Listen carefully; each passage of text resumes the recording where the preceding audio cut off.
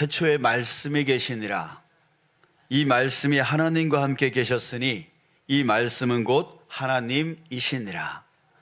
자, 우리가 방금 전에 읽었던 요한복음 1장 1절 그 첫 절의 말씀입니다. 말씀이 무엇인가를 말해주고 있는데요, 곧 말씀이 곧 뭐라고 합니까? 네, 말씀이 곧 하나님이시다라고 말하고 있어요. 말씀이 곧 하나님이시다. 자, 그런데 그 14절에 보면은 이렇게 또 말하고 있습니다. 그 말씀이 어떻게 되었다라고 말하고 있어요? 말씀이 육신이 되어 우리 가운데 거하심에. 말씀이 육신이 되었대요. 즉 말씀이신 하나님이 육신이 돼서 오셨다는 거예요. 바로 누굴 얘기하는 거예요? 예수님. 예수님의 탄생을 말하고 있는 겁니다. 자, 그러면 무엇입니까? 말씀이신 하나님이 육신의 몸으로 입고 오신 분이 바로 누구? 예수님이시다. 예, 여러분 오늘은 성탄절입니다. 예, 바로 예수님이 탄생하신 날이에요. 이걸 다른 말로 하면은 하나님이 육신으로 오신 날입니다. 하나님이. 그 하나님이 이 땅에 육신으로 오신 날이에요. 자, 그런데 여러분, 하나님이 육신으로 오신 것이 여러분 우리와 무슨 상관입니까? 우리와 무슨 상관이에요? 여러분, 우리가 정말 깨달아야 되는 것이 바로 이거예요. 왜 오셨는가? 하나님이 왜 오셨는가? 이것을 깨달아야 됩니다. 이것을 깨닫지 못하면 하나님과 우리는 아무 상관이 없는 거예요. 우리가 너무나 잘 알고 있는 요한복음 3장 16절에서 그것을 우리에게 말해주고 있어요. 하나님이 세상을 이처럼 사랑하사 독생자를 주셨으니 이는 그를 믿는 자마다 멸망하지 않고 영생을 얻게 하려 하심이라. 여러분들, 이 말씀에서 세상이란 말을 빼고 거기다가 나를 집어넣으면 아주 확실해집니다. 자, 이렇게 되죠. 하나님이 나를 이처럼 사랑하사 독생자를 주셨으니 이는 그를 믿는 자마다 멸망하지 않고 영생을 얻게 하려 하심이라. 아멘. 자, 여러분, 이거 우리의 고백이듯이 우리 함께 해볼까요? 자, 우리 가슴에 손을 얹고요, 우리 이렇게 했으면, 우리 같이 이거 다 암송하고 계시죠? 하나님이 나를 이렇게 한번 하면서 합니다. 시작. 하나님이 나를 이처럼 사랑하사 독생자를 주셨으니 이는 그를 믿는 자마다 멸망하지 않고 영원한 생명을 얻게 하려 하심이라. 아멘. 여러분, 이거 오늘 하루 종일 우리 이 말씀을 하루 종일 하나님이 나를 이처럼 사랑하사, 사랑해서 어떻게 해요? 독생자를 주셨으니, 그래서요, 그를 믿는 자마다 멸망하지 않고 영원한 생명, 영생을 주려 하심이라. 나에게 영원한 생명을 주시려고, 멸망케 하지 않고 영원한 생명을 주시려고 나를 이처럼 사랑해 주셨구나. 그래서 독생자 예수님을 나에게 보내주셨구나.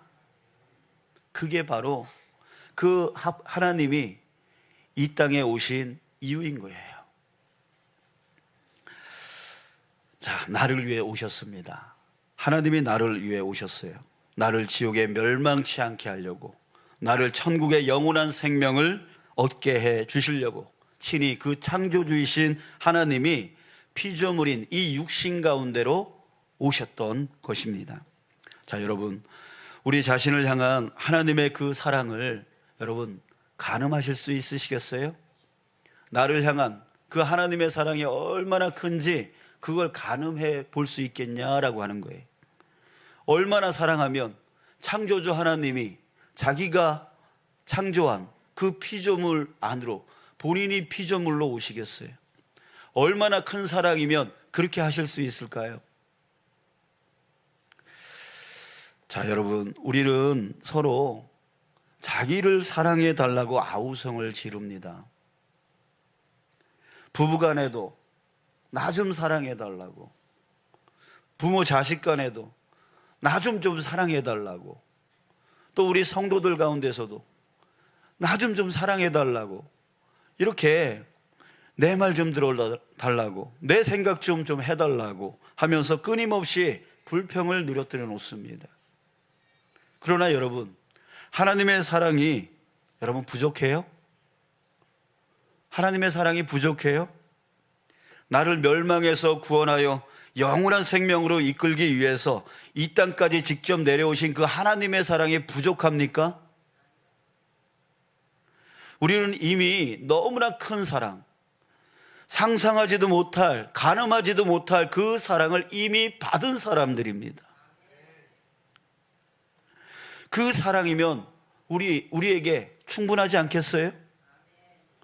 그 사랑이면 우리에게 차고 넘쳐나지 않겠냐고요. 더 이상 다른 사랑이 뭐가 필요 있겠습니까? 그 하나님이 이 육신의 모습으로, 이 피조물의 모습으로 오시기까지 나를 사랑하여 주신 그 사랑이 이미 우리 안에 있는데 더 이상 무슨 사랑이 필요하냐고요. 14절을 우리 다시 보면 이렇게 끝납니다. 은혜와 진리가 충만하더라. 예, 은혜. 그 은혜가 뭐예요? 하나님이 자격 없는 나에게 주신 그 구원의 은혜이죠. 진리, 그 진리가 무엇입니까? 하나님이 나의 모든 묶임 가운데서, 나의 모든 이 두려움 가운데서 자유케 해주시는 진리죠. 진리가 너희를 자유케 하리라. 그 진리, 이 모든 묶임, 모든 두려움 가운데서 우리를 자유케 해주시는 그 진리를 우리에게 주신 거예요. 어떻게 주셨다고요? 충만하더라. 여기서 충만이라고 하는 이 단어는 헬라어로 플레레스, 완전하게 꽉 찼다는 뜻이에요. 예, 부족함이 전혀 없다라고 하는 뜻입니다. 우리를 향한 그 하나님의 사랑으로 우리는 이미 이 은혜와 진리로 충만하여진 겁니다. 꽉 차게 되어진 겁니다. 더 이상 부족함이 없게 되어진 것입니다. 그러니 여러분, 더 이상 뭐가 필요합니까? 그 사랑이면 충분한 거 아니겠습니까? 그러나 안타깝게도 그 사랑을 이미 우리가 받았음에도 불구하고 깨닫지 못하는 사람들이 있어요. 그래서 여전히 다른 사람들을 붙들고 나 좀 사랑해줘, 나 좀 사랑해줘, 내 말 좀 들어줘, 내 의견 좀 들어줘, 이러면서 뭔가 부족한 사람처럼 계속 불평하고 계속 불만 속에 살아갑니다. 이미 그 사랑이 우리 안에 충만한 곳인데, 여러분, 원래 우리는 사랑을 달라는 자가 아니라 여러분, 사랑을 주는 자 되어야 됩니다. 성경 어디에도 사랑받으라 라는 말이 없어요. 사랑하라 라고 하는 말만 있습니다. 왜 그러겠어요? 우리 안에 이미 이 육신으로 오신 그 하나님, 그 하나님의 사랑, 그 사랑으로 충만하기 때문입니다. 더 이상 채워질 것이 필요 없는 거예요. 그러니까 이제 너희들 사랑을 받아라, 어디 가면 사랑을 줄 거야, 어디 가면 사랑을 받을 수 있을 거야 라고 하는 말 하지 않아요. 사랑하라, 사랑하라, 사랑하라, 이렇게 사랑하라라고 말씀하고 계시는 거예요. 요한복음 13장 34절에서 예수님이 이렇게 말씀하셨습니다. 새 계명을 너희에게 주노니 서로 사랑하라. 내가 너희를 사랑한 것 같이 너희도 서로 사랑하라.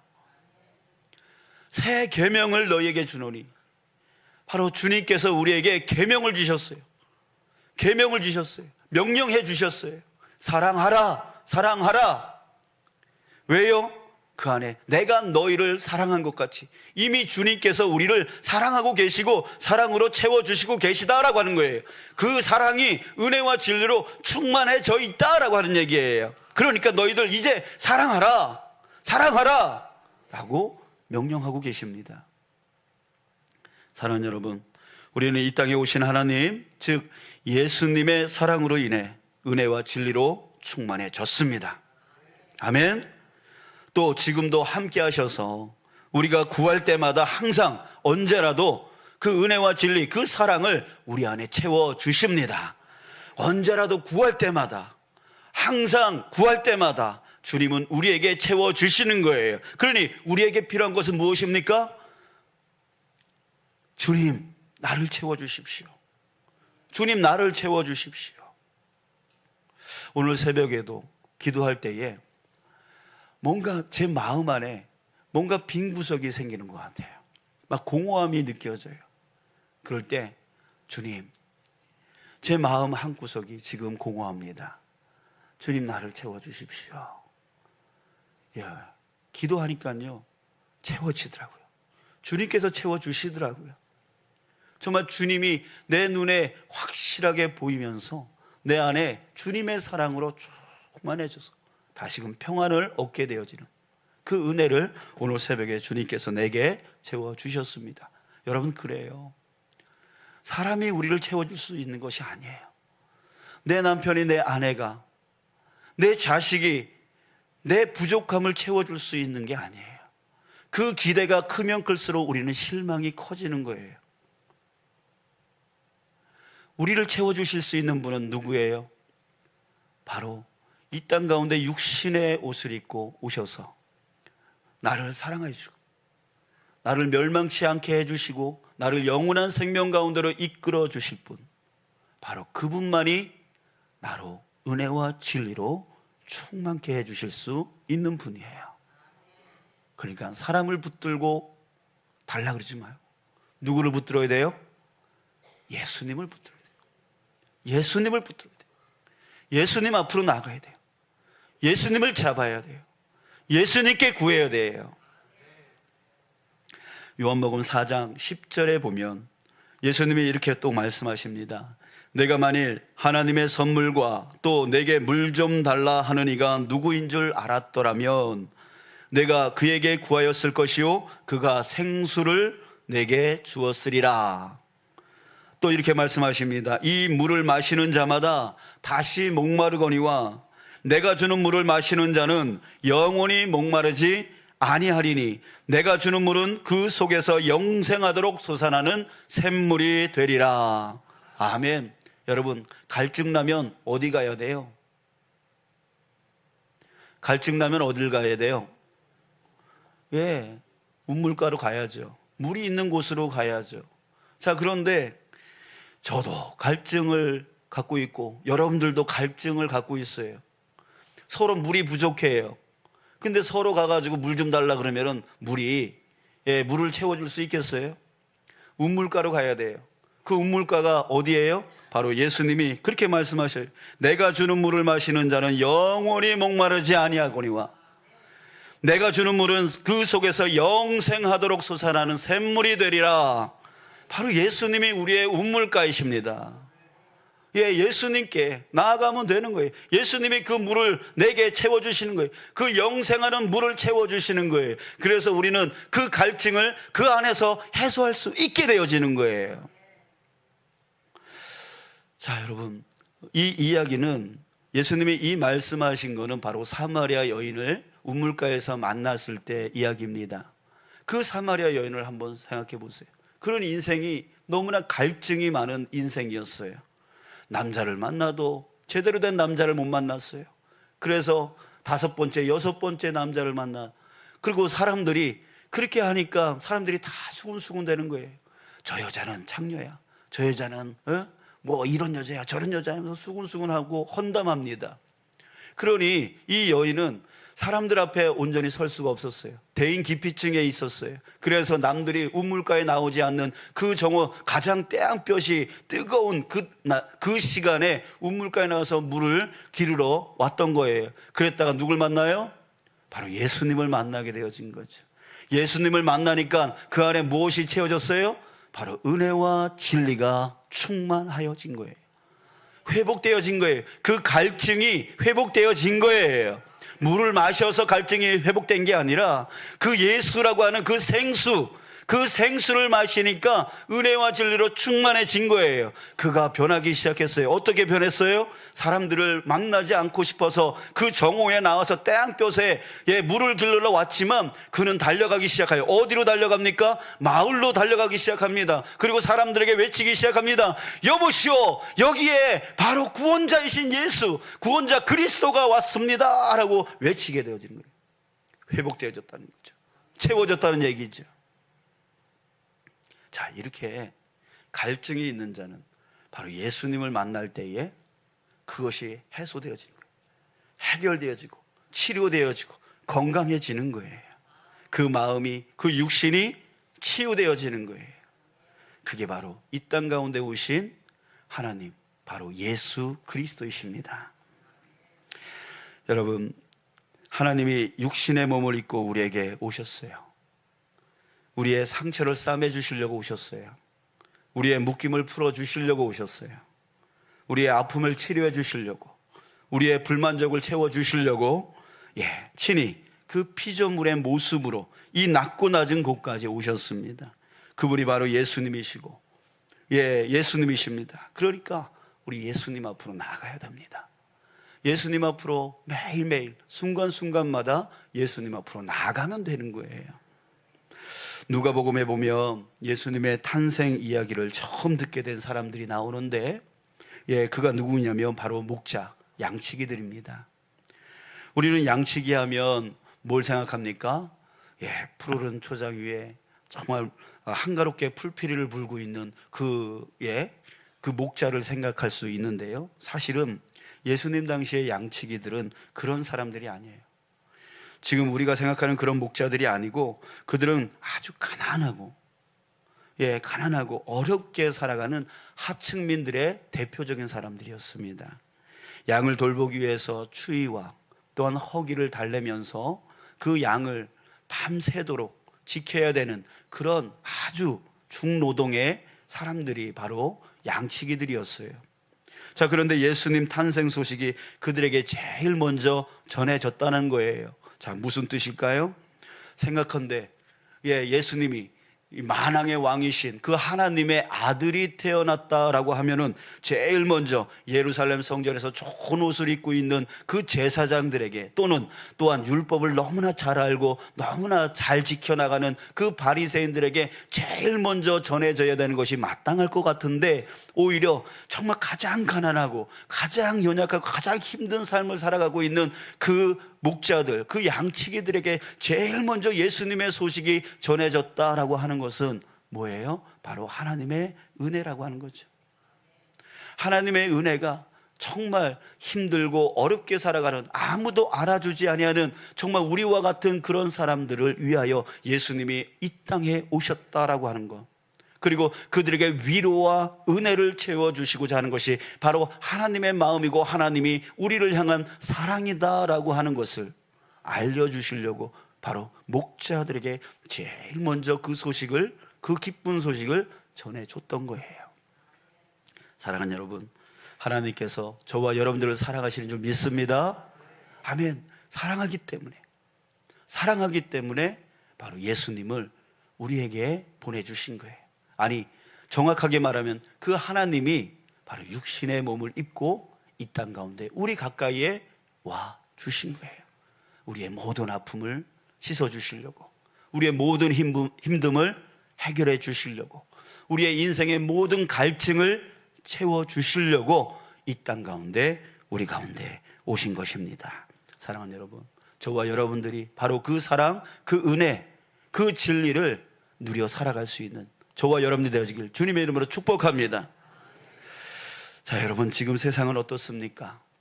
세상은 돈이나 지식이나 명예나 또 세상에 화려한 것들이 있어야지만 저 사람 성공한 사람이야, 저 사람 제대로 된 사람이야 하면서 그런 사람들을 가까이 해주고 그런 사람들을 우선순위로 여겨주는 것, 그것이 바로 지금 우리가 살고 있는 이 세상입니다. 하지만 하나님은 그러지 않아요. 하나님은 그러지 않아요. 모든 사람들을 차별하지 않고 사랑하여 주십니다. 아무 볼 것 없는 우리를 찾아와 주십니다. 그리고 우리의 아픔을 만져주시고 치료해 주시는 것이죠. 여러분, 우리 가슴에 한번 손을 좀 얹어주세요. 지금 주님께서 여러분들을 만지고 계심을 여러분들 느끼시길 바랍니다. 여러분들의 아픔을 누구보다 더 잘 알고 계시고, 힘듦을 누구보다 더 잘 알고 계시고, 그러면서 얘야, 내가 너를 위하여 이 땅 가운데 왔단다. 내가 너를 치유해 주고, 내가 너를 정말 멸망치 않게 영원한 생명 가운데로 이끌기 위해서 내가 너를 위해서 여기 왔단다.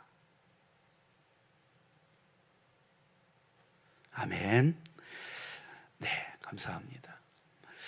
1914년에 1차 세계대전이 한창 진행되어지는 중에 벨기에 이프루라고 하는 지역에서 영국군과 독일군이 서로 대치를 하면서 싸우고 있었습니다.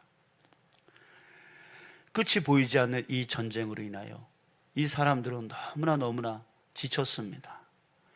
지금 러시아와 우크라이나 그 전쟁 중에 있는 그 군인들도 역시 마찬가지일 거예요. 지금 2년이 넘는 동안 계속해서 전쟁을 치르고 있으니까요.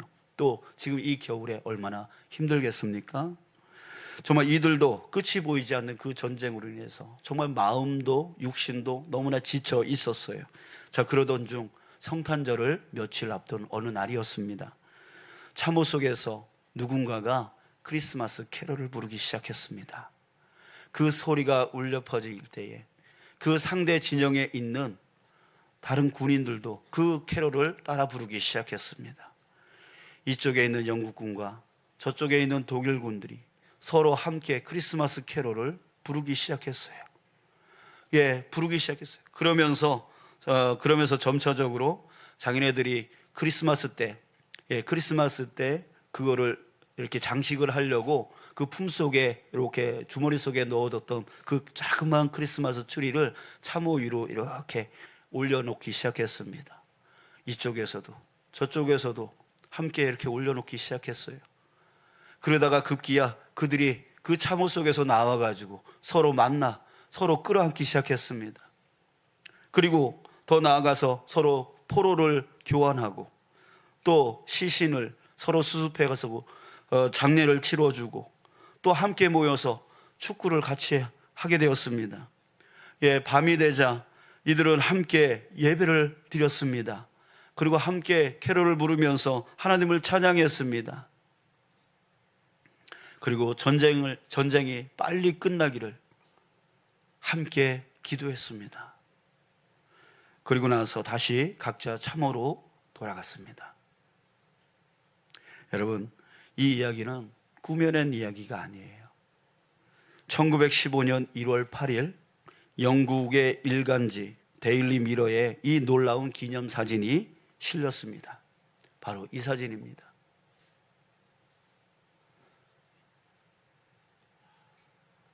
자, 여러분, 사랑의 예수님은 대적하는 마음을 녹입니다. 서로 미워하는 마음을 녹입니다. 왜 그렇습니까? 그분이 함께하면 은혜와 진리가 충만해지기 때문입니다. 더 이상 부족함이 없어지기 때문입니다. 전쟁하던 그 병사들 안에 예수님이 임하니까 적대적인 그 마음이 녹아버리고 서로 사랑하게 되어지고 서로 용서하게 되어진 것이에요. 여러분, 예수님은 이 세상의 소망이십니다. 암울한 이 세상의 빛이십니다. 누가 어떤 통치자가 어떤 정치인이 이 세상의 이 암울한 어둠을 몰아낼 수 있습니까? 이 세상에 이 망가진 세상을 어떻게 고쳐낼 수 있겠습니까? 서로 자기가 할 수 있다고, 자기가 할 수 있다고, 자기 당이 할 수 있다고, 자기 당이 할 수 있다고 얘기를 하지만 여러분, 그거를 이제는 믿을 사람이 없습니다. 여러분, 예수님만이 세상의 빛이시고 예수님만이 세상의 소망이십니다. 절망 가운데 다시금 소망을 일으켜 정말 이 땅을 하나님의 나라로 만드실 분이 바로 예수님밖에 없는 거예요. 정말 힘들고 정말 어렵고 정말 속상하고 정말 괴로운 이 마음을 고쳐주실 분, 오로지 주 예수 그리스도, 이 땅 가운데 오신 그 하나님밖에 없는 것이에요. 예수님은 나의 소망이시고, 예수님은 이 교회의 소망이시고, 예수님은 우리의 가정의 소망이시고, 예수님은 이 지역의 소망이시고, 예수님은 이 나라와 이 민족의 소망이시고, 예수님은 이 세계의 소망되어 주십니다. 아멘. 예, 그분 안에 나가면, 그분이 임재하면 그 모든 곳에 바로 은혜와 진리가 충만해지는 거예요. 사랑하는 여러분, 그렇게 되기 위해서 여러분, 우리가 이제 함께 기도해 나가는 저와 여러분들 되어지길 원합니다. 우리 주문진 교회가 되어지길 원합니다. 예수님의 소원이 있어요. 예수님의 소원이 있어요. 무엇입니까? 바로 방금 전에 얘기했던 이 땅의 모든 영혼들이 우리가 받은 그 사랑을, 우리가 받은 그 은혜와 진리를 저들도, 저 세상 사람들도 받게 하는 것, 이것이 바로 예수님의 소원입니다. 이 땅에 오신 목적이니까요. 그 소원을 우리에게 주셨어요. 그런데 우리는 우리 소원 구하는데 열심입니다. 내 소원 구하는데 열심입니다. 가족 중에 누가 아프기라도 하면 정말 밤을 새서라도 기도합니다. 밤잠을 못 자면서 기도합니다. 하지만 예수님의 소원은요, 예수님의 소원에 대해서는요, 우리는 지금 이것에 대해서 너무나 무관심한 거예요. 예수님의 소원이 이 땅 가운데 이루어져 나가기 위하여 주님께서 우리 주문진 교회를 이 공동체 안으로 함께 모이게 하여 주셨고, 그 예수님의 소원이 이 땅 가운데 이루어져서 우리뿐만이 아니라 또한 이 땅에 있는 모든 영혼들이 바로 예수님의 그 사랑을 누릴 수 있도록 하라고 우리로 하여금 이렇게 이 자리로 모이게 해 주셨는데, 우리는 여전히 내 소원에는 밤을 새서라도 기도하면서 예수님의 소원에 대해서는 그러지 못하고 있다는 얘기예요. 여러분, 이제 우리 교회는 예수님의 소원을 함께 이루어 나가는 교회 되어지길 원합니다. 아멘. 그렇게 되어질 때 우리의 영혼도 살아나게 되어지고, 또한 이 교회도 온전하게 살아나게 되어지고, 또한 우리를 통하여서 이루실 그 예수님의 그 소원도 이루어지게 되어질 줄 믿습니다. 아멘. 자, 예수님의 성탄이 이제 우리만의 성탄 되어지지 않기를 원합니다. 온 세상 영혼들을 위한 그 성탄이 되어지기를 원합니다. 그 일이 이루어지기 위해서 우리 함께 이제는 내 소원뿐만이 아니라 예수님의 소원을 우리가 마음에 품고, 그 예수님의 소원이 이 땅 가운데 온전히 이루어질 수 있도록 우리가 함께 모여서 함께 기도해 나가는, 함께 중보해 나가는 저와 여러분들 되어지기를 주님의 이름으로 축복합니다.